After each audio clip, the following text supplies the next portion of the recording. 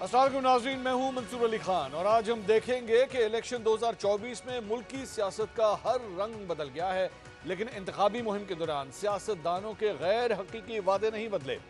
नाज़रीन, मुस्लिम नून की तरफ से पिछले साल नवंबर में मंशूर कमेटी का ऐलान किया गया था।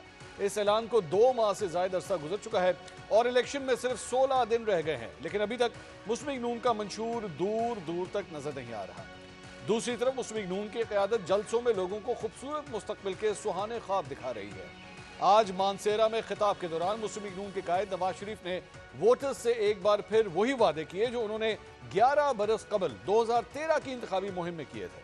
मियां साहब ने कहा कि अगर मुस्लिम नून की हुकूमत आई तो मानसेरा में खूबसूरत एयरपोर्ट बनेगा, कराची से मानसेरा तक ट्रेन चलेगी, शहर में कॉलेज और यूनिवर्सिटी भी बनेगी। 2013 के इलेक्शन में भी बड़े मियां साहब ने अपनी इंतखाबी मुहिम का आगाज मानसेरा से ही किया था। 25 मार्च 2013 को मियां साहब ने अपने खिताब में मानसेरा के लोगों से वादा किया था कि अगर उनकी हुकूमत बनी तो एक छोटा खूबसूरत एयरपोर्ट बनाया जाएगा। मानसेरा में रेलवे और PIA होंगे, चीन तक मोटरवे तर्ज पर एक्सप्रेस वे बनाएंगे। मानसेरा से थाकोट, थाकोट से गिलगित, गिलगित से स्कर्दू और फिर गिलगित से खुंजराब और खुंजराब से इंशाल्लाह वो खुंजराब चाइना और पाकिस्तान का बॉर्डर है और फिर खुंजराब से ये सड़क चीन के अंदर जाके काशगर से मिलेगी और काशगर आगे बीजिंग से मिलेगा। यहाँ पर भी रेलवे आनी चाहिए और यहाँ पर भी PIA आना चाहिए। यहाँ भी पंजाब की तरह मेट्रो बस चले, दाने स्कूल बने, नए मेडिकल कॉलेज बने, आशियाना स्कीम यहाँ पर भी बने। अगर मुस्लिम लीग नून की गवर्नमेंट आती है, एक खूबसूरत एयरपोर्ट बनेगा मानसेरा में। मानसेरा में ट्रेन आएगी, रेलगाड़ी आएगी, इंशाल्लाह कराची से चलेगी, मानसेरा आएगी और मानसेरा से आगे मुजफ्फराबाद जाएगी। मोटरवे जो है बालाकोट, कागान, नरान, बाबूसर, चिलास और गिलगित तक जाएगी इंशाल्लाह। मेडिकल कॉलेज भी बनेगा इंशाल्लाह। यहाँ पे मानसेरा के लिए वाटर सप्लाई जो है उसके लिए शोग्रां से हम पानी लेकर आएंगे मानसेरा में। गैस भी आपको सस्ती मिलेगी, पेट्रोल भी सस्ता मिलेगा। नौजवानों के हाथों में कंप्यूटर होंगे, इंशाल्लाह नवाज शरीफ खुद आके इनके हाथों में कंप्यूटर पकड़ाएगा। 2013 को 11 बरस बीत गए, 2024 आ गया है। मियां साहब 4 बरस वजीर आजम रहने और 6 बरस नाअहल रहने के बाद दोबारा सियासत में आ गए हैं, लेकिन मानसेरा के लोगों को एयरपोर्ट और जदीद रेलवे सिस्टम के वही ख्वाब दिखा रहे हैं जो 11 बरस पहले दिखा रहे थे। ये तो एक हकीकत है कि सियासी तकरीरों के दौरान किए गए वादों का जमीनी हकायक से दूर दूर तक ताल्लुक नहीं होता। मई 2022 में शहबाज शरीफ ने बतौर वजीर आजम खैबर पख्तूनख्वा का दौरा किया और शांगला में लोगों को सस्ता आटा फराहम करने के लिए एक अजीबो गरीब ऐलान किया था। जो कीमत पंजाब में होगी अगले 2 दिनों में वो पता चल जाएगा आपको। यही कीमत मैं दरखास्त करूंगा चीफ मिनिस्टर साहब से कि यही कीमत रखें। नहीं रखेंगे तो फिर मैं अपने कपड़े बेचूंगा और आपको मैं आटा मुहैया करूंगा। मालूम नहीं कि शहबाज शरीफ ने अवाम को रिलीफ देने के लिए अपने कपड़े बेचे या नहीं, लेकिन अप्रैल 2022 में जब तहरीक इंसाफ की हुकूमत खत्म हुई तो उस वक्त आटे की फी किलो कीमत 58 रुपए थी, जो जुलाई 2023 में 141 रुपए फी किलो हो चुकी थी। यानी शहबाज शरीफ के ऐलान के बाद आटे की कीमत में तकरीबन 140% इजाफा हुआ। शहबाज शरीफ की तरफ से ऐलान तो बतौर वजीर आजम किया गया था, लेकिन अब इंतखाबी मुहिम में वोटर्स को अपनी तरफ मुतवज्जे करने के लिए एक दफा फिर बड़े बड़े ऐलानात कर रहे हैं। नाज़रीन, बात सिर्फ नवाज शरीफ या शहबाज शरीफ तक महदूद नहीं, बल्कि सियासत के इस हमाम में सभी सियासतदानों का लिबास एक जैसा ही है। 2018 के इंतखाबात से पहले मेरे कप्तान ने जिस मंशूर का ऐलान किया था उसमें बैरूनी कर्जों में कमी, 1 करोड़ मुलाजमतें और 50 लाख सस्ते मकानात की तामीर शामिल थी। इनमें से कोई भी वादा पूरा ना हो सका। सियासी वादों की इस दौड़ में पीपल्स पार्टी भी किसी से पीछे नहीं। बिलावल भुट्टो के 10 नकाती मंशूर के मुताबिक वो तनख्वाहें दुगनी करेंगे और 300 यूनिट तक बिजली फराहम करेंगे। इस्तेकाम पाकिस्तान पार्टी के सदर अलीम खान भी ऐलान कर चुके हैं कि वो 300 यूनिट तक इस्तेमाल करने वाले सार्फिन को मुफ्त बिजली देंगे। जब हर तरफ से ऐसे ऐलानात किए जा रहे थे तो मरियम नवाज और हमजा शहबाज पीछे क्यों रहते? 3 दिन पहले हाफसाबाद में मरियम नवाज ने ऐलान किया कि हुकूमत में आने की सूरत में वो सार्फिन को 200 यूनिट बिजली मुफ्त देंगी, लेकिन 48 घंटे बाद हमजा शहबाज ने हातम ताई की कब्र पर लात मारते हुए आवाम को 300 यूनिट बिजली फराहम करने का ऐलान कर दिया। ऐलान करने में हर्ज भी क्या है? इलेक्शन के बाद अगले 5 साल ना कोई लीडर अवाम के पास जाएगा, ना कोई पूछेगा कि आपका वादा कहां गया। अगर किसी ने पूछ भी लिया तो IMF प्रोग्राम की मजबूरियों की दास्तान अवाम को सुनाने के लिए मौजूद होंगी। नाज़रीन, सियासतदानों के गैर हकीकी सियासी दावों और लंबे चौड़े वादों पर आज हम 7 सवाल पूछते हैं। सवाल नंबर 1, मुस्लिम लीग नून की चीफ ऑर्गेनाइजर मरियम नवाज ने 200 यूनिट, हमजा शहबाज ने 300 यूनिट, जबकि बिलावल भुट्टो ने भी 300 यूनिट बिजली फ्री देने का ऐलान किया है।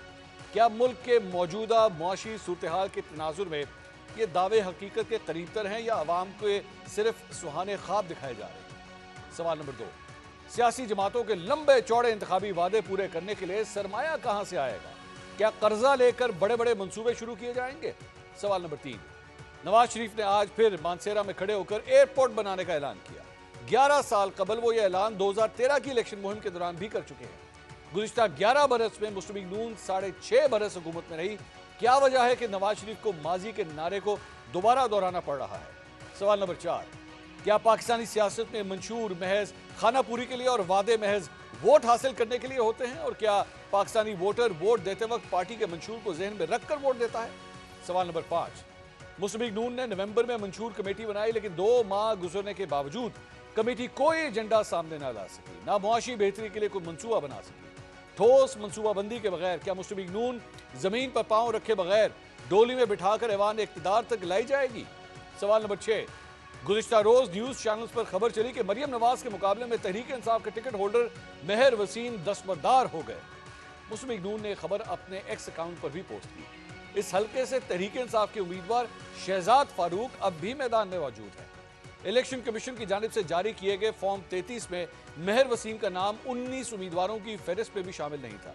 क्या मुस्लिम लीग नून अपनी खबर झूठी साबित होने पर माफी मांगेगी? सवाल नंबर 7, हाफसाबाद हो या मानसेरा का जलसा, मरियम नवाज ने नवाज शरीफ के बाद तकरीर की। क्या नवाज शरीफ ने पार्टी रहनुमाओं और अपने कारकुनों को गैर एलानिया पैगाम दे दिया है कि उन्होंने मुस्लिम लीग नून की बागदौड़ शहबाज शरीफ या हमजा शहबाज के बजाय मरियम नवाज के सुपुर्द कर दी है? इन तमाम सवालों के जवाब ढूंढने की कोशिश करेंगे। मुस्लिम लीग नून की सीनियर रहनुमा अज़मा बुखारी साहब आज हमारे साथ मौजूद हैं। पाकिस्तान पीपल्स पार्टी से उनके सीनियर रहनुमा सेनेटर मौलाना बख्श चांडियो साहब हमें ज्वाइन कर रहे हैं और प्रोग्राम में शरीक हैं पाकिस्तान तहरीक इंसाफ के सीनियर रहनुमा तैमूर सलीम झगड़ा साहब। तीनों मेहमानों का बहुत बहुत शुक्रिया। अज़मा बुखारी साहब, सबसे पहले मैं आपसे सवाल करना चाहूँगा क्योंकि नवाज शरीफ साहब ने आज मानसेरा के अंदर जलसा किया और अभी थोड़ी देर पहले हमने एक कंपैरिजन चलाया कि जो वादे आज वो मानसेरा में इस जलसे में कर रहे थे, सारे के सारे तकरीबन यही वादे 2013 की इंतखाबी मुहिम में यहीं पे मानसेरा के मुकाम के ऊपर ही उन्होंने जलसा करते हुए एयरपोर्ट बनेगा, ट्रेन चलेगी, ये सारे वादे 2013 में भी हो चुके हैं। ये अनरियलिस्टिक वादे क्यों किए जाते हैं अगर वो पूरे नहीं हो सकते? बहुत शुक्रिया मंसूर साहब। कतई नहीं, मेरी पार्टी का तो ये ट्रैक रिकॉर्ड है ही नहीं कि हम वो अनरियलिस्टिक वादे करें जो पूरे नहीं हो सकते। 2013 में वादा किया था कि लोड शेडिंग ख़त्म करेंगे, करके दिखा दी थी। हमने वादा किया था कि दहशतगर्दी ख़त्म होगी, हो गई थी। हमने वादा किया था कि बैरूनी सरमायाकारी लाएंगे, तो CPEC भी आया और बहुत सारी बैरूनी सरमायाकारी आई, तो ऐसा नहीं है। जहाँ तक मानसेरा की बात है, मानसेरा को जो एक ही हज़ारा मोटरवे मिला वो अभी मियां नवाज शरीफ साहब के दौर का बना हुआ है। लवारी टनल हो जाए, ये बाकी जितना इंफ्रास्ट्रक्चर है जिसके ऊपर बाद में आने वाली हुकूमत जो है उसने अपनी तख्तियाँ ज़रूर लगाई, लेकिन ये ज़ाहिर है ये उनका प्रोजेक्ट है और ये ज़ाहिर है उन्हीं का क्रेडिट होगा। लेकिन ये बात जो ये आपको जहन में रखनी चाहिए कि 2013 से 2018 कितना पोलराइज्ड किस्म का एक माहौल था, जिसके अंदर KPK के अंदर सूबाई हुकूमत मियां नवाज शरीफ साहब की पार्टी की नहीं थी। गो हमें मौका मिला था और हमें कहा गया था कि हम वहाँ पर हुकूमत बनाएं, लेकिन मियां साहब ने उस वक्त हमेशा की तरह एक आला ज़र्फ़ी का सबूत दिया कि नहीं, उनके एक भी अगर सीट ज़्यादा है तो उनको मिलनी चाहिए। और वो जो उस वक्त आपको पता है कि KPK का सूबा जो है वो यलगार करने के लिए वफाक पे आया था और जो वहाँ उस वक्त जो है वो उस वक्त के वज़ीर आला जो है उन्होंने बाकायदा नारा लगा दिया था कि हम बगावत करेंगे और ये ना हो कि पाकिस्तान टूट जाए और खुदा खास्ता और इस तरह की बातें। और 2014 से जो है वो मौजूद थे मौसूफ सिविल नाफरमानी कराकर, बिल जलवा कर और जो है वो पार्लियामेंट पे PTV पे हमले करवा कर। तो वो जो दौर था, और कोई भी प्रोजेक्ट अगर वफाक भी करना चाहे तो सूबाई हुकूमत के जो है मदद के बगैर नहीं हो सकता। लेकिन अज़मा तो साहबा, मेहरबानी जब तकाबली जायजा आपने लिया तो ये बड़ा अहम पॉइंट है। अज़मा साहबा, एक मेरा लेकिन एतराज़ है कि आज मरियम नवाज साहबा ने भी और नवाज शरीफ साहब ने भी अपने इन स्पीचेस के दौरान कहा कि कुछ भी नहीं हुआ, KP के अंदर तो कोई काम ही नहीं हुआ, ना अस्पताल बने हैं, कहाँ है यूनिवर्सिटी, किसी किस्म का 1 बिलियन ट्री सुनामी भी कुछ नहीं था, वो तो दरख्त तोड़ के जो है दरख्त जो लगे हुए थे वो भी उतार दिए गए, मेट्रो भी जो है वो चलने से पहले जल जाती है। ये अनरियलिस्टिक बातें क्यों की जाती हैं? मेट्रो चल रही है, आज पेशावर के लोग जो हैं उससे मतलब काफ़ी फ़ायदा उठा रहे हैं, उनको उनके लिए एक बड़ी अच्छी फैसिलिटी है। अपनी इलेक्शन कैंपेन को रन करने के लिए दूसरे के ऊपर इस किस्म की इल्ज़ाम तराशी ज़रूरी है? नहीं, कोई इसको इल्ज़ाम तराशी नहीं कहते मंसूर साहब, इसको सवाल पूछना कहते हैं। और यकीनन अगर उन्होंने कोई यूनिवर्सिटियां बनाई होंगी तो वो उसको बता दें कौन सी बनाई हैं। कोई नए अस्पताल बनाए हैं, स्वात में एक किडनी हॉस्पिटल, नवाज शरीफ साहब जब 2013 से 18 प्राइम मिनिस्टर थे तो अपनी सारी तनख्वाह जो है वो उस स्वात के किडनी हॉस्पिटल को देते थे और उनके नाम पे वो हॉस्पिटल बना। और उसके आने के बाद ये हुआ था कि जब इनकी हुकूमत आई उन्होंने वो नाम हटा दिया था नवाज शरीफ साहब का, लेकिन वो उन्होंने जो है वो उनकी ख्वाहिश थी कि वहाँ पे हॉस्पिटल बने, वो बन गया। लेकिन इनके पास अगर कोई कारकर्दगी है तो वो बता देना, दिखा दे। बिलियन टीवी सुनामी जो है आपको पता होना चाहिए, उसके ऊपर जो है वो खुद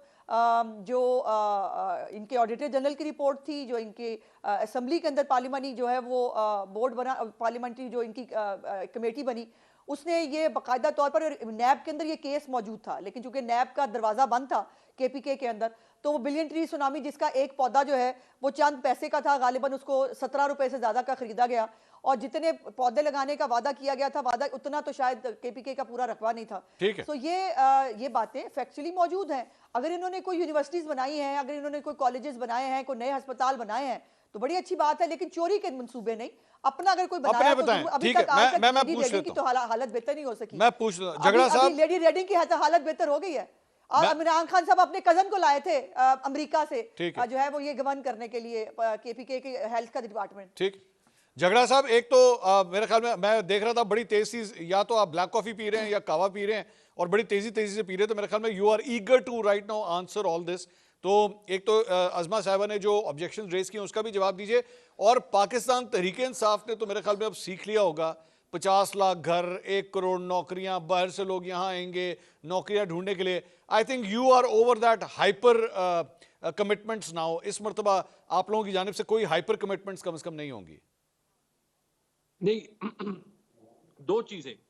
पहले अगर नवाज शरीफ का ट्रैक रिकॉर्ड देख ले, आपने कहा कि 11 साल पहले उन्होंने ये तकरीर की थी, आप जाके 1985 की तकरीर उठा ले, उस वक्त भी यही तकरीर की होगी। फर्क सिर्फ ये है कि 2024 में लोग जान गए और इन तकरीरों को बाय नहीं कर रहे, ना पुख्तूनख्वा में और ना कहीं और, क्योंकि नवाज शरीफ ने जो जो ख्वाब दिखाए हैं उसके लिए कोई ना कोई इकोनॉमिक प्लान चाहिए।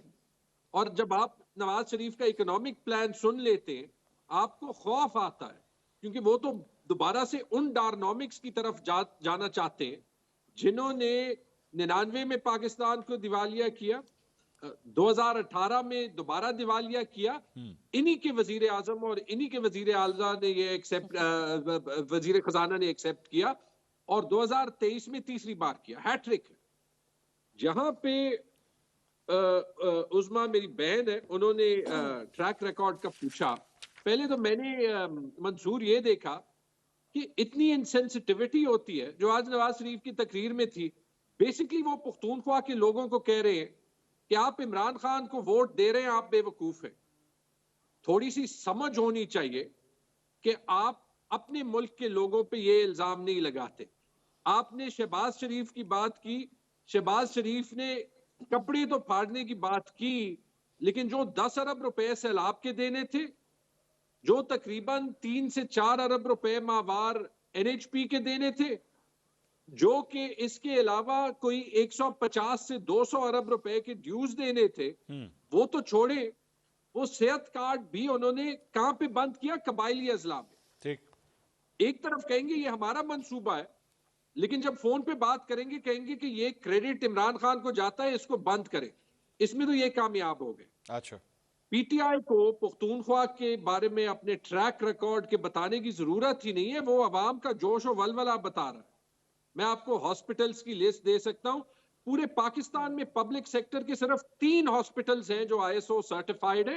वो लाहौर में नहीं है, कराची में नहीं है, वो सिर्फ पेशावर में है। अच्छा, जो सबसे बेहतरीन ब्लॉक है, जब शहबाज शरीफ और राना सनाउल्लाह यहाँ पे एज प्राइम मिनिस्टर और इंटीरियर मिनिस्टर आए, लेडी रेडिंग हॉस्पिटल का जो नया 500 बेड का ब्लॉक बना है, वो जाके वहां पे HD को कह रहे थे कि ये कैसे इन्होंने बनाया है। अच्छा, यूनिवर्सिटियों की बात करें, ये आपकी बात मैं लास्ट जो है वो ये कह देता हूं, ये मैं आपसे पर्सनली भी एग्री करता हूं कि हमें इस वक्त पे अपने जो मंशूर हैं या जो वादे दिखाने हैं, उनसे पाकिस्तान का रास्ता दिखाना चाहिए। यूनिवर्सिटियां खुदा के लिए बहुत बनी है, जो बनी है उनको चलाएं। बाकी यूनिवर्सिटीज बनाने से, हर जिले में पाकिस्तान की एक यूनिवर्सिटी है, सब माशाल्लाह बहुत बना चुके, इनसे सिर्फ क्लर्क निकलते हैं। अगर हम अवाम को ये बेवकूफ करने के लिए बताएं ना कि यहाँ भी यूनिवर्सिटी बनेगी और इस तहसील में भी बनेगी, हम सिर्फ पाकिस्तान को तबाह बर्बाद कर रहे हैं, और इसमें सब पार्टियां शरीक। मैं चांडियो साहब, मैं ये जो बड़े बड़े वादे करने के इल्जामात हैं सर, ये बिलावल भुट्टो जरदारी साहब के ऊपर भी लग रहे हैं। 300 यूनिट फ्री बिजली अपने हर जलसे में, आज साहिवाल में जलसा था, मुख्तलिफ जलसों के अंदर बार बार वो यही ऐलान कर रहे हैं 300 यूनिट फ्री बिजली। मरियम नवाज साहबा ने भी कह दिया। सर माशी तौर पे क्यों हम लोगों को ये बात नहीं बता रहे कि ये मुमकिन नहीं है? यहाँ पे IMF आपके बिजली के रेट के ऊपर, गैस के रेट के ऊपर आपके सर पे चढ़ा हुआ है। हम 300 यूनिट की बिजली किस तरह दे सकते हैं लोगों को मुफ्त? पहली बात तो आप काफी बातें दुरुस्त भी कर रहे हैं, और मुझसे पहले भी जिन साहिबान ने बात की है वो उस्मान बीबी तो अपनी जगह पर सही है, लेकिन PTI के दोस्तों ने भी बात की है। मेरे ख्याल में सब लोगों को ये वादों का झांसा देके गुजर रहे हैं। हमने कोई वादा नहीं किया। अब 300 पे आपके बिजली की बात करते हैं तो थर में जो कोयले पर जो बिजली बनी है, जो प्लांट बना है, हम उस पर भी बात कर सकते हैं। जो हमने कराची के समंदर के करीब उधर बनाया बिजली का, हम उस पर भी बात कर सकते हैं। लेकिन इन सारे प्रोजेक्ट का बेड़ा गर्क या नून लीग कर गई है या खान साहब खुद कर गए। खान साहब ने अपनी अना के मामले में ये भी कोई वादे थे कि मैं भैंसे बेचकर पाकिस्तान की मैशत खड़ी करूंगा, मैं कट्टे बेचकर मैं करूंगा, मुर्गियां देकर मैं करूंगा। ये कुछ समझ में आती है बात? पाकिस्तान जैसा है मुल्क, और ये वादे थे। सब ऐसी बातें अगर करते हैं जो समझ में नहीं आती। अभी मैं मियां साहब को तो नहीं कहता, मियां साहब ने बड़ी बातें की हैं, ये भी उन्होंने बनाया, ये भी, लेकिन अगर थर कोयले की वो मुखालफत ना करते तो आज बिजली के मामले में पाकिस्तान खुद कफील होता। उन्होंने खुद किया। फिर जब उनको समझ में आई, पहले तो उन्होंने कहा ये प्रोजेक्ट बेनजीर का प्रोजेक्ट है, इसलिए रोका उन्होंने, वरना ये मुल्क दुश्मनी हो गई। अब वरना आज बिजली के मामले में खुद कफील होते। और इसी बुनियाद पर बिलावल साहब कहते, बिलावल साहब ने ऐसी कोई बात नहीं की जिसपे शर्मिंदगी की बात हो। खान साहब ने आते ही कहा था मेरे पास वो चैंपियन बैठे हैं जो मैशत को यूं कर देंगे। ठीक, पहले साल के चंद महीनों में उन्होंने मैशत के चैंपियन को वजारत से अलग कर दिया। सीधी बात है। और उन्होंने जो किया वो भी आपके सामने है। हमारे हिस्से में जो उन्होंने काम दिया शहबाज शरीफ के जमाने में, शहबाज साहब ने खुद इस कहा कि हमारे, लेकिन चांडियो साहब एक सवाल, चांडियो साहब, बिलावल साहब जो हैं वो लाहौर में कल उन्होंने जलसा किया। पाकिस्तान अवामी तहरीक का ग्राउंड है वो, जहाँ पे उन्होंने वो जलसा किया, मिनहाज यूनिवर्सिटी का ग्राउंड है। तो एक तो नजर आना शुरू हो गया कि पाकिस्तान पीपल्स पार्टी ताहिरुल कादरी साहब की जमात के करीब जा रही है। ठीक है, वो आपका राइट है, वो सब कुछ है, लेकिन इस सारी सूरत हाल में लाहौर के लोग, क्योंकि मैं खुद इस वक्त लाहौर में बैठा हूँ, लाहौर के लोग एक सवाल पूछते हैं पीपल्स पार्टी से, क्या आप ये वादा कर सकते हैं या लाहौर के लोगों को कह सकते हैं कि हम जब लाहौर अगर आ गए और हमने अगर पंजाब की हुकूमत संभाल ली तो लाहौर को हम कराची बना देंगे? आप ये कह सकते हैं क्या आज? मेरे ख्याल में क्यों नहीं कह सकते। मेरे ख्याल में पीपल्स पार्टी ने जन्म लाहौर में लिया, और जो उन्होंने लाहौर की खिदमत की और पंजाब की खिदमत की, उसका बदला आपने देख लिया। इतने साल पीपल्स पार्टी की बादशाही थी, अब भी लोगों के दिलों में पीपल्स पार्टी है। अभी भुट्टो बसते हैं दिलों में, अभी बिलावल साहब और बेनजीर साहब बसते हैं लाहौर के लोगों के बीच में। अच्छा, ज़ियाउल के 11 साल एक पूरी प्लानिंग के साथ पीपल्स पार्टी को खत्म करने के लिए पंजाब में काम किया गया और नून लीग को आगे बढ़ाया गया। दुनिया समझती है। हमारे लोगों की हमारी बेटियां शाही किले में कैद हुई, टार्चर बर्दाश्त किया, नौजवानों को कैद और कोड़े मिले, हमने तो कुर्बानियां भी दी और साथ भी दिया, और पंजाब के लोगों ने भी हमें नहीं छोड़ा। ठीक, मैं कह रहा हूँ, मानता हूँ, अभी भी थोड़ी देर आपके प्रोग्राम में, आपसे पहले प्रोग्राम में मैंने कहा गलतियां हमारे दोस्तों से भी हुई, हमारे मकामी लीडरों से भी गलतियां हुई। हाँ। ऐसे ही माहौल पैदा हुआ, लेकिन अभी बिलावल साहब भड़के मारने नहीं आ रहे। हाँ। बिलावल साहब प्लानिंग के साथ आ रहे हैं। बिलावल साहब एक सोच के तहत कर रहे हैं, कोई भड़क उन्हें नहीं मारी। इंशाल्लाह इस पाकिस्तान की मैशत को, इस पाकिस्तान के जो बुरे हाल हैं उनमें से निकालने के लिए बिलावल साहब ही हकीकी लीडर है। आपने खान साहब के जमाने में पहली तकीर बिलावल साहब की, पूरे पाकिस्तान ने कहा कि मुदब्बिर रहनुमा की तकीर है, कोई भड़कों की बात नहीं। उन्होंने ऐसी बात की जो हमें पीपल्स पार्टी वालों को तजुब था। उन्होंने कहा इमरान खान साहब को कहा आप कदम बढ़ाओ, हम आपके साथ हैं। तो ये वजह क्या थी? ये पाकिस्तान में खुशहाली लाने की वजह थी, पाकिस्तान को सियासी तौर पर एक और चीज मैं अजमा साहबा, एक और चीज जो हम नोट कर रहे हैं, बिलावल भुट्टो साहब की जानिब से मुसलसल शरीफ खानदान पे, बल्कि स्पेसिफिकली नवाज शरीफ साहब के ऊपर जो है वो ज़बानी गोलाबारी हो रही है, हमले किए जा रहे हैं। बल्कि उन्होंने तो यहाँ तक भी कह दिया कि मैं इनके साथ अब दोबारा हुकूमत में नहीं आऊँगा। तो नून लीग की जानिब से भी पाकिस्तान पीपल्स पार्टी के लिए यही पैगाम है कि टाटा बाय बाय, आपके साथ दोबारा इत्तेहादी हुकूमत ही बनेगी, या ये भी जिस तरह के वादे होते हैं इंतखाबात की कैंपेन्स के अंदर, ये भी उसी किस्म के बयानात हैं? मंसूर, मैं आपका सवाल का जवाब देने से पहले थोड़ी सी बात ज़रूर झगड़ा भाई के लिए कर दूं कि मेरा ख्याल है कि मेरे भाई की जो थोड़ी सी मेमोरी मुझे रिफ़्रेश कराने की ज़रूरत है। जब ये अपनी 10 साला मिसाली हुकूमत छोड़ के गए, उसके बाद खैबर पख्तूनख्वा सूबा डिफ़ॉल्ट हुआ और तनख्वाहें तक जो है वो देने के पैसे नहीं थे इनकी मिसाली हुकूमत के जाने के बाद। और झगड़ा भाई को वो जो है वो याद होगी कॉल भी जो IMF को कराई गई थी कि पाकिस्तान को जो है वो नहीं पैसे मिलने चाहिए, पाकिस्तान का मुआहदा जो है वो टूट जाना चाहिए, वो भी याद होगी। और ये भी याद होगा कि डेंगी के अंदर जब डेंगी आया था तो इमरान खान साहब तो पहाड़ पर चढ़ गए थे, लेकिन जो पंजाब से जो है वो जाकर टीमों ने वहाँ पर डेंगी के लिए काम किया था और सेहत कार्ड जो है वो मियां नवाज शरीफ साहब के सेहत कार्ड के ऊपर अपने सब्ज़ और लाल रंग की पट्टियाँ लगा देने से वो सेहत कार्ड इनका नहीं था, लेकिन वो आज भी डिटाई के साथ उसका जिक्र करते हैं। तो ये कुछ सूरत हाल है। जो अब आपके सवाल के जवाब की तरफ देखिए, बिलावल साहब, मुझे बहुत तकलीफ़ दे दिल के साथ कहना पड़ता है कि बिलावल साहब इमरान खान की जगह शायद फिल करने की कोशिश कर रहे हैं जो उनको नहीं करनी चाहिए। वो भुट्टो शहीद के नवासे हैं और बेनज़ीर भुट्टो के बेटे हैं। उनकी जो लहजा है, उनके जो अल्फाज हैं, उसमें इमरान खान के अल्फाज में फ़र्क होना चाहिए। अब बड़ों के नाम बिगाड़ना, वो इमरान खान आपको याद है ना, दुपट्टे ले लेके वो नकलें उतारा करते थे और जिस तरह से वो तज़हीक से दूसरे लोगों के नाम बिगाड़ते थे, बिलावल भुट्टो साहब भी वही कर रहे हैं। एक तरफ वो कहते हैं मुझे नफरत गाली की और इंतशार की सियासत नहीं करनी, दूसरी तरफ उनकी पूरी जो तकरीर है मैं घर में घुस के मारूंगा, जो बुजुर्ग हैं उनकी बुजुर्गी का ताना मारा जाता है, हालांकि उनके खुद के घर पे भी बुजुर्ग हैं और हमारे तो उसमें नहीं होता कि बुजुर्ग जो है सियासत में बुजुर्गी जो है वो सीनियरिटी की और अकल की निशानी होती है। लेकिन और बार बार वो 4 बारियों की बात करते हैं, तो 3 बारियां तो उनकी भी हो गई हैं, चौथी बिलावल साहब की बनती है, 2 बेनज़ीर साहिबा की और एक 2008 वाली जरदारी साहब की, तो चौथी बारी तो अब उनकी भी बनती है। लेकिन वो कहे जा रहे हैं जो भी उनका दिल चाह रहा है और हमारा ये फैसला है पार्टी की तरफ से कि हमने इस पोलराइजेशन को नहीं बढ़ाना है। अगर हम वही उस तरह से उसी टोन में उसी तरह बातों के जवाब देना शुरू कर दें तो फिर जाहिर है पाकिस्तान का माहौल खराब होगा और हमें ये माहौल खराब नहीं करना है। बिलावल साहब पता नहीं किसके कहने पे कर रहे हैं, जो उनके पंजाब के एडवाइजर हैं। अगर उनको लगता है कि इस तरह से वो इमरान खान साहब को कॉपी करके अगर वोट ले सकते हैं तो ट्राई कर लें। हमने तो उनके साथ, आपको याद होगा अभी कल शहबाज साहब ने एक इंटरव्यू दिया और उस इंटरव्यू में उनसे बाकायदा पूछा गया बिलावल साहब के बारे में, उन्होंने फिर बिलावल साहब की तारीफ की और उन्होंने कहा कि मैं तो उनको जो है वो एक अच्छा इंसान समझता हूं और मैं समझता हूं कि हमें मिलकर काम करना चाहिए। मैं बिलावल साहब के बारे में इजाजत दीजिएगा चांडियो साहब, मेरे ख्याल में अगर मैं आपको मौका ना तो ज्यादती होगी। सर, इमरान खान साहब की कॉपी करने की कोशिश हो रही है, उन जैसे अल्फाज इस्तेमाल किए जा रहे हैं, उनकी जगह ना लें, अज़मा बुखारी साहबा फरमा रही हैं। आप गवाह हैं, आप जिस दुनिया से वापस आए ये गवाहियां आपके सामने हैं। बिलावल साहब ने किसी की कॉपी नहीं की, बिलावल साहब के नाना की कॉपियां की गई, बिलावल साहब की वालदा की कॉपियां की गई।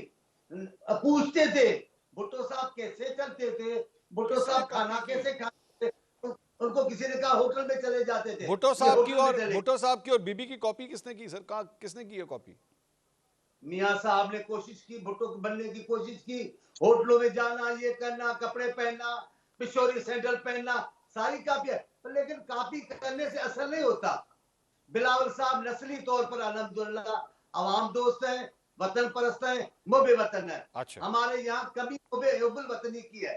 हम अगर कौम परस्त पाकिस्तानी बनकर पाकिस्तान को चलाएंगे तो पाकिस्तान को अच्छे रास्ते पे ले जाएंगे। अभी आप बुजुर्गों की बात करें, मैं नहीं, मुझे अच्छा नहीं लगता मैं बुजुर्गों की बात करूं, बिलावल साहब ने बुजुर्गों की तौहीन नहीं की है। बिलावल साहब ने कहा है इस मुल्क को अब नए दौर की सियासत की जरूरत है, नौजवान खून की जरूरत है। अब बिलावल साहब कह रहे हैं हमें पुराने रिवायती झगड़े छोड़ने होंगे। इसमें आपको बुरा लग रहा है? इसमें आपको आपकी कहाँ बात हो गई है? आपको तो वो कुछ नहीं कह रहे हैं। वो तो कहते ये होनी चाहिए कि हमें नए राह पे चलना चाहिए, पुराने मामला को भूल जाना चाहिए। इसमें नए पुराने या बूढ़ों की तो बात नहीं हो रही। बिलावल साहब नए जमाने के लीडर हैं, नए जमाने की बातें करेंगे। अब भी बातें भी उनकी ऐसी है, किसी को समझ में आए या ना आए ये वक्त बताएगा। हमने जिस अंदाज धड़के नहीं मारेंगे, हम पाकिस्तान के लिए काम दिखाएंगे। मैं आपको एक बात कह दूं, जी जी, भुट्टो साहब कहा कि जरूरत पड़ी पाकिस्तान को तो मेरी जान हाजिर है। बीबी ने भी कहा पाकिस्तान को जरूरत पड़ी तो जान हाजिर है। बिलावल साहब ने भी बीबी साहब के चैनल पे तकरीर की तो पाकिस्तान को मेरी जान की जरूरत पड़ी तो मैं जान दूंगा। मियां साहब शहबाज शरीफ साहब ने जिंदगी में एक बार भी नहीं कहा कि मैं पाकिस्तान के लिए जान दूंगा। क्यों? क्योंकि वो मुसलमान हैं, समझते कि एक मौका ऐसा है दिल में जो कहते आज पूरा हो जाएगा। ऐसा ना हो जाए कि पाकिस्तान की जान देनी पड़े। बातें करना आसान है, पाकिस्तान से वफा करना बहुत मुश्किल है। अच्छा, ये एक और मैं झगड़ा साहब चूंकि यहाँ पे मौजूद है। झगड़ा साहब, मैं एक चीज नोट कर रहा था, ये अभी चांडियो साहब ने अच्छा याद दिला दिया कि उन्होंने कहा क्योंकि वो मुसलमान है। मैं एक रीसेंट ट्रेंड देख रहा हूँ और अभी मैंने सलमान अकरम राजा साहब जो लाहौर से इलेक्शन लड़ रहे हैं और पाकिस्तान तहरीक इंसाफ के दीगर कैंडिडेट्स की भी मैंने एक सिलसिला देखा है कि कुरान पाक के ऊपर हलफ लिया जा रहा है कि जी मैं तहरीक इंसाफ के टिकट पे इलेक्ट हो रहा हूँ और मैं अगर जीत गया तो मैं पाकिस्तान तहरीक इंसाफ को नहीं छोड़ के जाऊंगा। ये क्या पार्टी डिमांड कर रही है कि आप लोग इस तरह की वीडियोस बनाएं और बना के जो है हमें भेजें? Why is this happening all over? 76 साल की तारीख है। पार्टी, मेरे ख्याल में अभी तक पार्टी ने कोई इस पे ऑफिशियल स्टेटमेंट नहीं दी, शायद दे भी दे, लेकिन मैं रिलेटिवली ओपनली कैंपेन कर रहा हूँ। हमें पेशावर में अभी तक किसी ने तंग नहीं किया और मेरे से 3 जगह वोटर्स ने पूछा कि हमने वोट किसी और को नहीं देना, लेकिन इलेक्शन के बाद आप इमरान खान के साथ खड़े होंगे या नहीं। मुझे ये बताएं मंसूर, ये क्यों हो रहा है? इससे मुझे तो 2 बातें साफ जाहिर होती है।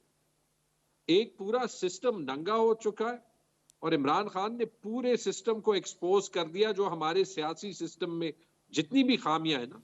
इसलिए जो बातें मैं सुन भी रहा हूं वो आपके साथ अवाम भी सुन रहे हैं, लेकिन they are making up their minds कि उनको ऐसी सियासत नहीं चाहिए। इस पैट्रनेज बेस्ड सिस्टम के खिलाफ सिर्फ इमरान खान खड़ा, और मेरे ख्याल में अवाम हक बजाय हमसे ये पूछने का, क्योंकि उन्हें पता है कि ये पॉलिटिकल इंजीनियरिंग कई बार हो चुकी है और उन्होंने बल्ला का सिंबल लेके भी नवाज शरीफ को लाना है किसी तरीके से, उसके बगैर भी वो नहीं आ सकते। मेरे ख्याल में 90 दिन में 2 जलसे उन्होंने किए। आज केपी में जलसा किया, पूरे केपी में धुंध और ग्लूम और डूम और ग्लूम आ गई है।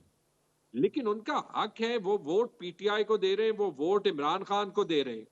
जैसे हमारे कुछ साथी भाग गए, कुछ के साथ तो जुल्म हुआ लेकिन कुछ भाग गए, कल वो वोट इसलिए तो नहीं दे रहे कि ये लोग भगौड़े हो जाएं और किसी और के साथ चले जाएं। और मेरे ख्याल में इस बात को मीडिया को भी उठाना चाहिए। झगड़ा साहब, कब तक हमारे झगड़ा साहब एक बात बताइए, आपने इंजीनियरिंग भी अभी आपने फरमाया कि जी वो सिस्टम एक्सपोज हो गया, इमरान खान ने पूरे सिस्टम को नंगा कर दिया है, बता दिया है, और ये आपने फरमाया कि हलफ इसलिए उठाए जा रहे हैं क्योंकि हमारी 76 साल की हिस्ट्री है। लेकिन क्या ये हकीकत नहीं है कि आपकी जमात या इमरान खान साहब भी इसी सिस्टम के इसी तरह के एडवांटेजेस लेते रहे हैं? जहांगीर तरीन साहब का जब जहाज चलता था और उसमें एक एक करके आज़ाद उम्मीदवारों को बिठा बिठा के बनी गाला पहुंचाया जाता था, तो वो सब कुछ क्या हो रहा था? क्या ये इसी तरह एक्सपोज नहीं हो रहा था सिस्टम? हमारा सिस्टम कभी भी जो है वो परफेक्ट तो नहीं था, और मेरे ख्याल में तारीख में बहुत कुछ हो चुका है। मैंने 2018 का जो इलेक्शन केपी में देखा है वो तो इंतहाई क्लीन था, ठीक है। और मेरे ख्याल में जब हम वाकई एक सिविल सुप्रीमेसी की तरफ जाएंगे ना, तो उसमें भी एस्टैब्लिशमेंट का एक बहुत बड़ा रोल होगा, क्योंकि वाकई एक ही इदारा है जिसकी स्ट्रेंथ है पाकिस्तान में। लेकिन एक फर्क इमरान खान और बाकियों में जरूर था, जो फैमिली बेस्ड सियासत सारी पार्टीज की रही है ना, वो इमरान खान की कभी नहीं रही। उनका वो स्टेक कभी सियासत में नहीं रहा जो किसी भी और पार्टी का रहा है।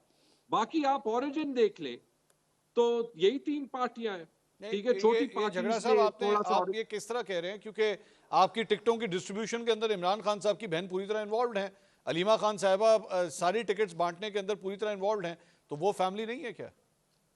यार, या इमरान खान से एक फैमिली मिल सकती है या उनके वकील मिल सकते हैं जी, तो यही लोग जा सकते हैं और आ सकते हैं।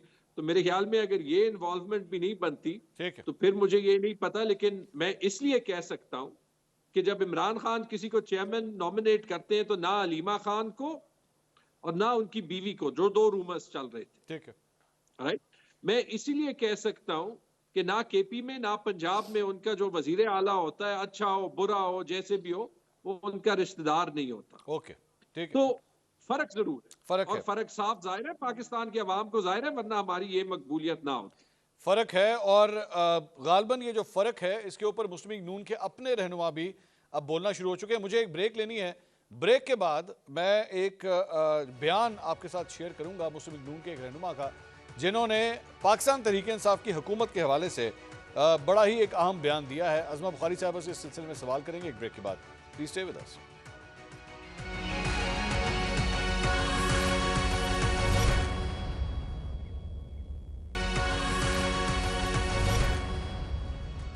Welcome back after the break. Muslim League Noon के सीनियर रहनुमा हैं मोहम्मद जुबैर साहब। उन्होंने एक प्रोग्राम के अंदर ये इंकशाफ किया है कि जब तहरीक एतमाद आई थी उस वक्त डिफ़ॉल्ट का किसी किस्म का कोई ख़तरा मौजूद नहीं था, जबकि मुस्लिम लीग नून के तमाम रहनुमा उस वक्त हमें ये बताते रहे कि अगर तहरीक एतमाद ना लाई जाती, इमरान खान साहब को ना हटाया जाता, तो ये मुल्क दिवालिया हो जाना था। मोहम्मद जुबैर साहब ने क्या गुफ्तगू की है, सुनिएगा जरा। आपने अगर पेमेंट करनी है, आपके पास क्या इतने रिजर्व्स हैं स्टेट बैंक के पास? अगर आप 2021 अगस्त से लेके फरवरी 2022 तक देखें, एक्सचेंज रेट जो था inter bank rate was in the mid 170s, मोर और लेस स्टेबल जिसको आप कह सकते हैं। रिजर्व्स जो थे वो 16-17 billion, which was again comfortable. उसके बाद से आपने देखा कि गिरने शुरू हुए और वो एक वक्त आया कि $3 बिलियन से भी नीचे चले गए थे। वोट ऑफ नो कॉन्फिडेंस के टाइम पे डिफॉल्ट का खदशा नहीं था। जनवरी 2022, फरवरी 2022 आपने भी प्रोग्राम्स किए, प्रिंट मीडिया में भी आता था, डिस्कशंस भी होती थी, प्रेस कॉन्फ्रेंसेस भी होती थी। This was not an alarming thing. Azma साहिबा, ये आपके अपने पार्टी के सीनियर रहनुमा फरमा रहे हैं कि, लेकिन आप लोगों ने तो हमें बताया था कि डिफॉल्ट होने वाला है, वो कहते हैं कि it was not alarming at all. देखिए, ज़ुबैर भाई के बारे में मैं कुछ ज़्यादा नहीं कहना चाहती, लेकिन वो ख़ुद भी जो है वो इस बारे में टॉक शोज़ हों या मुख्तलिफ प्रेस कॉन्फ्रेंसेस में वो बताते रहे हैं। और ये छोड़िए कि मैं क्या कह रही हूँ, ज़ुबैर साहब क्या कह रहे हैं। वर्ल्ड बैंक की रिपोर्ट जो है ज़रा वो निकाल के देखिए कि जिसके अंदर उन्होंने कहा कि पाकिस्तान जो है वो डिफ़ॉल्ट के एज पे था। ब्लूमबर्ग की रिपोर्ट आई थी और जनवरी में आ गई थी कि पाकिस्तान जो है वो जून 2020 जो है उस तक 2022 तक जो है वो कर जाएगा, डिफ़ॉल्ट कर जाएगा। तो ये चीज़ें तो ऑलरेडी ऑन रिकॉर्ड मौजूद थी। और फिर उसके बाद क्या हमने ये होता हुआ देखा नहीं? क्या जो IMF के साथ जो प्रोग्राम था उसको डिफाइन नहीं किया गया? क्या जो 10 रुपए की जो सब्सिडी देकर 450 अरब रुपए का पाकिस्तान के खजाने को नुकसान पहुंचाया गया, उसको जून तक फ्रीज कर दिया गया?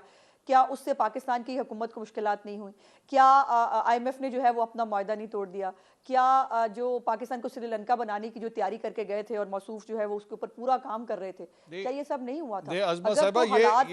अगर ये सारी बातें सच हैं तो ये आपके पार्टी के साबिक गवर्नर सिंध है ना जो ये सब कुछ बता रहे हैं। नवाज शरीफ साहब के साबिक, अब पता नहीं साबिक या मौजूदा, ये मुझे तो नाराज है ना, ये वो फरमा रहे हैं। हमें भी नहीं पता, हमें भी नहीं पता तो साबिक या मौजूदा, लेकिन वो नाराज है ना। जब इंसान नाराज होता है तो फिर वो पता नहीं क्या क्या जो है वो कह रहे होते हैं गुस्से के अंदर। और उनको जो है वो ये बात तो उनसे पूछनी चाहिए कि जो बातें आप भी बता रहे थे टॉक शोज में आके, प्रेस कॉन्फ्रेंसेस में आके, क्या उस वक्त आप गलत बयानी कर रहे थे? और हमारे साथ बाकायदा तौर पर ये हमारी ये पूछ रहा हूँ कि इनके भाई का तो पता था कि वो तरीके इंसाफ से नाराज होकर अलग हो गए जो है वो मिलती थी। ये कब हुए? जुबैर साहब कब नाराज हो गए नून लीग से?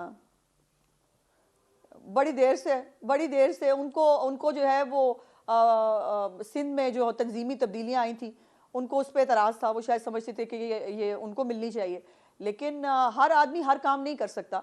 जो तंजीमी ओहदे हैं वो अवामी स्टाइल के लोगों को, अवाम के अंदर जो घुलने मिलने वाले लोग हैं उनके ऊपर उनको ज़्यादा यकीनन प्रेफर किया जाता है। तो मैं बहुत डिटेल्स में नहीं जाना चाहती, लेकिन ज़ुबैर साहब अब जो कर रहे हैं मेरा ख्याल है खुद ही अपनी अदाओं पे गौर करें, हम कहेंगे तो शिकायत होगी।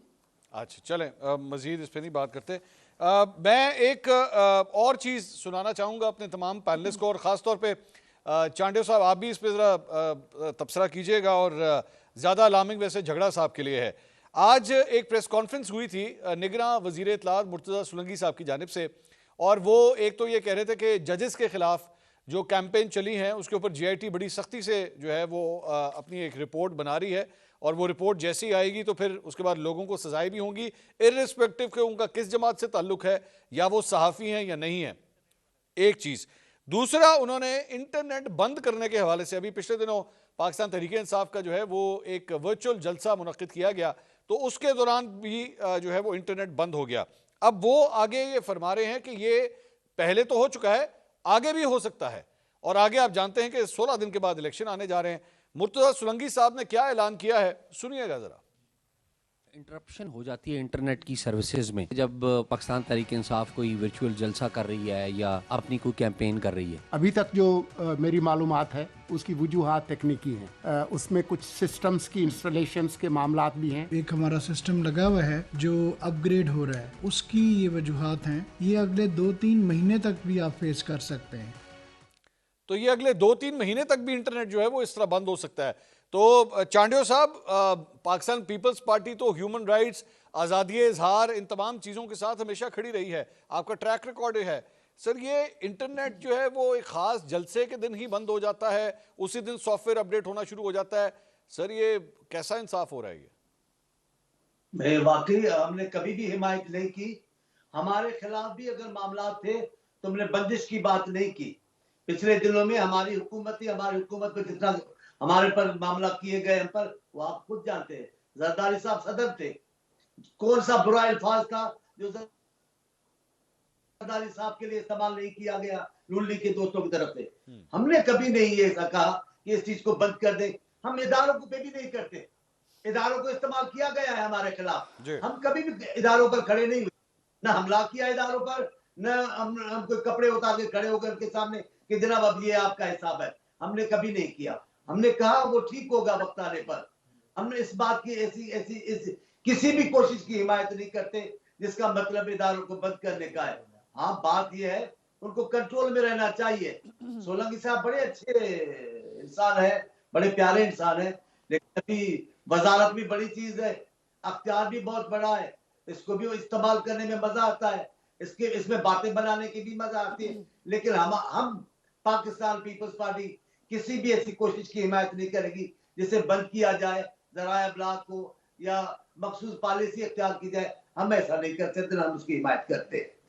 ये झगड़ा साहब, ये आपने ये सारी गुफ्तगू सुनी, the whole press conference seemed कि वो पाकिस्तान तहरीक इंसाफ स्पेसिफिक थी। खास तौर पे उन्होंने फरमाया कि ये जो बल्ले का निशान वापस लेने के हवाले से जो फैसला जिस दिन आया था उसके बाद पूरी जजेस के अगेंस्ट जो है वो कैंपेन चली, एंड ही वाज सिग्नलिंग कि there are going to be some tougher times for Pakistan Tehreek Insaf, क्योंकि ज़्यादातर आपके वर्कर्स या वो सपोर्टर्स थे जो जजेस के हवाले से ट्रेंड्स वगैरह चला रहे थे। कैन यू सी कि काफ़ी मुश्किल हालात आने वाले हैं आप लोगों के लिए? यार, टफ टाइम्स अभी बहुत गुजार लें, माशाल्लाह बड़ी अच्छी ट्रेनिंग हो गई है। मेरी रिक्वेस्ट ये है कि पाकिस्तान के अवाम को ना एलियनेट करें, ये आप कंफ्यूजन कर रहे हैं। मैं आपके कहने पे 2-3 बातें कह दूंगा। एक तो ये कि ये बड़ा क्लियर है, ये जो सॉफ्टवेयर अपडेट का सिलसिला तो खैर लोगों का भी चल रहा है 8-9 महीने से, लेकिन ये नहीं हो सकता कि 3 टेक्निकल फॉल्ट्स एग्जैक्टली उन्हीं घंटे को जिन 3 घंटों को पीटीआई के जलसे हो, और इसका मतलब पीएमएलएन हार मान रही है। क्यों मान रही है? ये याद रखें कि जो आईटी मिनिस्टर है उनका ताल्लुक पीएमएलएन के साथ बड़ा पुराना है। शहबाज शरीफ के 6 साल जो है वो मिनिस्टर रहे हैं, उनके आईटी बोर्ड के हेड रहे हैं, मेरे बड़े अच्छे दोस्त हैं उमर सैफ साहब। तो इसमें भी किसी को शक जो है वो नहीं होना चाहिए। जहां तक जजेस के खिलाफ बात करनी है मंसूर, 2 चीजें। पहली चीज ये, फैसले पे तनकीद, आई एम सॉरी, लेकिन जो फैसला था बल्ले का निशान लेके, उस पे सिवाय पीएमएलएन के तकरीबन हर आवाज ने तनकीद की है। और मुझे पता नहीं PMLN डिफेंड क्यों कर रही है, क्योंकि सपोजिटली तो फैसले के साथ उनका कोई ताल्लुक ही नहीं है। जहां तक जजेस के अगेंस्ट ऑफिशियल प्लेटफॉर्म्स में बात करनी है, you are welcome to look at my phone. हम पार्टी में बार बार कहते रहे कि किसी ने ऐसे कुछ नहीं करना। सोशल मीडिया एक मीडियम ऐसे जहां पे इंडिविजुअल्स की आवाज जाती है, लेकिन जो सोलंकी साहब करेंगे उसका एक बड़ा सिंपल टेस्ट होगा कि आया ये सिर्फ एक कोर्ट के लिए या आया ये तनकीद सब कोर्ट्स पे लागू है जहां पे लोग ओपनली जजेस के अगेंस्ट कैंपेन कर रहे हैं। मिसाल के तौर पे इस्लामाबाद हाई कोर्ट के एक जज ने फैसला दिया इमरान खान के हक में, सपोर्टर्स ने नहीं, PMLN की लीडरशिप ने उन पे पर्सनल अटैक्स किए, उनकी रिश्तेदारियां निकालनी शुरू कर दी। पेशावर हाई कोर्ट के चीफ जस्टिस पे शहबाज शरीफ, मरियम नवाज शरीफ, मौलाना फजल रहमान, एमल वली खान, सपोर्टर्स नहीं, ये पार्टी के हेड्स हैं। अब देखते हैं सोलंकी साहब इनके अगेंस्ट क्या एक्शन लेते हैं। And you welcome to take action against PTI leaders who've done the same. Azma Bukhari साहबा, एक तो उमर सैफ साहब, ये तो फैक्ट है, इसमें फैक्चुअली तो आप इसको डिनाई नहीं कर सकती कि वो आपकी जब हुकूमत थी पंजाब के अंदर तो he was part of the government, मतलब वो यहाँ पे IT बोर्ड जो है वो उसको हेड कर रहे थे। तो ज़ाहिर बात है, अब इल्ज़ाम यही लग रहा है कि अगर इंटरनेट को कोई मसला हुआ है और ख़ास तौर पे उन्हीं घंटों में होता है जब इनका वर्चुअल जलसा होता है, तो आज़ादी इज़हार राय के ऊपर इस तरह की कदगन आप सपोर्ट कर सकती हैं क्या? नहीं, कतन नहीं हो सकती, लेकिन ये देखा जाना चाहिए वहाँ बातें क्या होती हैं। आपने भी सुनी है, आपने रिपोर्ट भी की है, जो पिछली भी हुई थी उसके अंदर क्या गुफ्तगू हुई थी, जो शानदाना गुलजार ने की थी, जो बाकी लोगों ने वहाँ की थी। झगड़ा साहब भी यकीनन वहाँ होते हैं, सुनते रहते हैं, इनको मालूम है वहाँ क्या गुफ्तगू होती है और किस तरह से इंसाइटमेंट ऑफ वायलेंस जो है वो बाकायदा तौर पर वहाँ प्रमोट किया जाता है। और ये जो उसके बाद ये जो फंड रेजिंग होती है बार बार, आज तक कभी किसी ने पता किया है या किसी ने पूछने की कोशिश की है कि वो जो पता नहीं कितने अरब रुपए कहा था हमने इकट्ठे किए, फिर बाद में सानिया निश्तर ने कहा नहीं शायद 1 अरब कुछ पैसे इकट्ठे हुए थे सैलाब जदगान के नाम पे, वो कहाँ लगे हैं? किसी ने आज तक पूछा है? किसी ने पता किया है? कहीं ऑडिट हुआ है कि वो जो सैलाब जदगान के नाम पे पैसे आए थे वो कहाँ जाते हैं? ज़कात और खैरात खाने का ट्रैक रिकॉर्ड तो है ही है। ये जो अब पैसे इकट्ठे हो रहे हैं, ये सोशल मीडिया पे जो है वो कैंपेन चलाने के लिए, जिसपे खास तौर पर 70% जो है वो ओवरसीज पाकिस्तानी है, जो बाकायदा बैठकर अब ओवरसीज को भी छोड़े। ये जो इनके मैं तो उनको साफी नहीं समझती, आपको पता नहीं इतराज होगा, मैं नहीं कह सकती, लेकिन वो जो कार्टून और घटिया और बददिमाग और पता नहीं क्या क्या लफ्ज इस्तेमाल करके के जो ट्वीट्स करते रहे लोग, उन्होंने वो tweets by the way delete कर दी हैं। अगर उन्होंने कुछ गलत नहीं किया था ना करते ना डिलीट। और वो किसका एजेंडा टोक करते हैं, वो बाकायदा जो है वो किसके स्पोक्स पर्सन है, वो बाकायदा तौर पर लीड करते हैं सोशल मीडिया के उस प्रोपेगेंडा को जो PTI ने फैलाना होता है। और आप फिर बाद में हर काम देखिए ना, वो साना लसबेला के ऊपर हो तब जो है वो देखे ना हमारा कसूर नहीं है, करवाते आप खुद है। अब ये जो इवन देखिए ईरान की जो स्ट्राइक्स हुई थी ईरान वाली, उसके ऊपर भी आपने देखा था जो कैंपेन पाकिस्तान के खिलाफ, ये पाकिस्तानी है, ये किस मुंह से जो है वो पाकिस्तान के अंदर सियासत की बात करते हैं या पाकिस्तान के जो है वो पाकिस्तान के अवाम की बात करते हैं।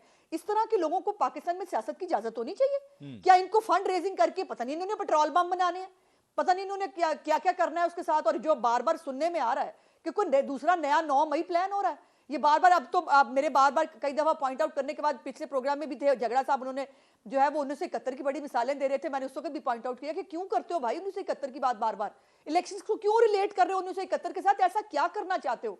वो उन्होंने अब आजकल छोड़ दी है। लेकिन अपने जो इनकी ये टेलीथॉन्स होती हैं, ये जो इनकी ट्रांसमिशन होती हैं, उसके अंदर आप जबान देखिए क्या इस्तेमाल होती है, क्या प्रोग्राम बन रहे हैं, किस तरह से लोगों को जो है उनके जज्बात को उठाया जाए। वही एग्जैक्टली वही चीज जब 9 मई को इमरान खान को गिरफ्तार किया गया, उस वक्त पूरी पार्टी ने यक जबान का उसको मार दिया जाएगा, उसको मारा गया है, वो जख्मी कर दिए गए हैं, उनकी जान को खतरा है, बाहर निकलो।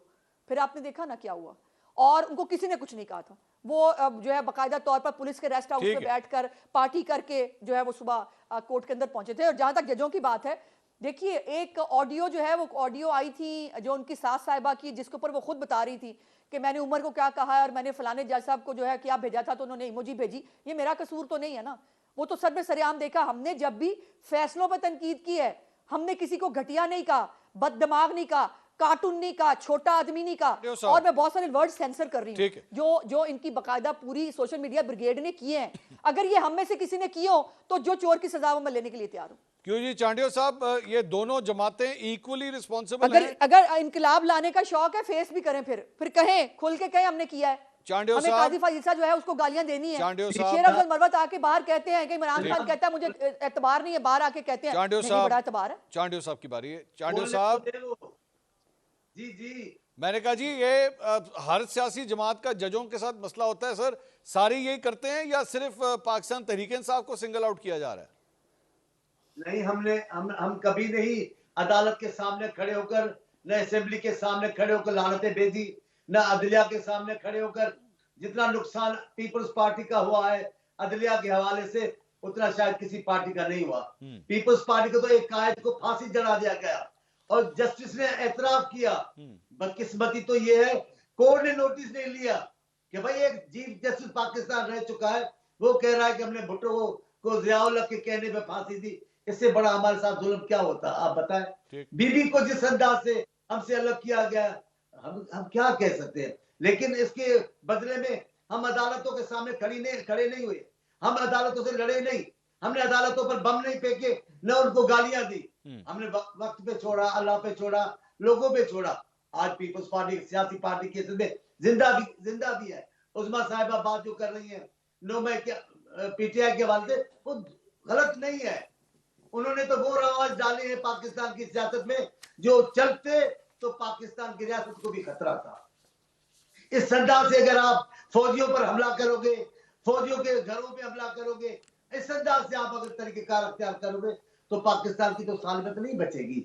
तो बात तो चांडियो साहब बहुत बहुत शुक्रिया, टाइम खत्म हो गया सर। बहुत बहुत शुक्रिया आज़मा बुखारी साहब, आपका भी, तैमूर सलीम झगड़ा साहब आपका भी। नाज़रीन, I wish I could discuss this further, लेकिन कल इंशाल्लाह आपसे दोबारा मुलाकात होगी। अल्लाह हाफ़िज़।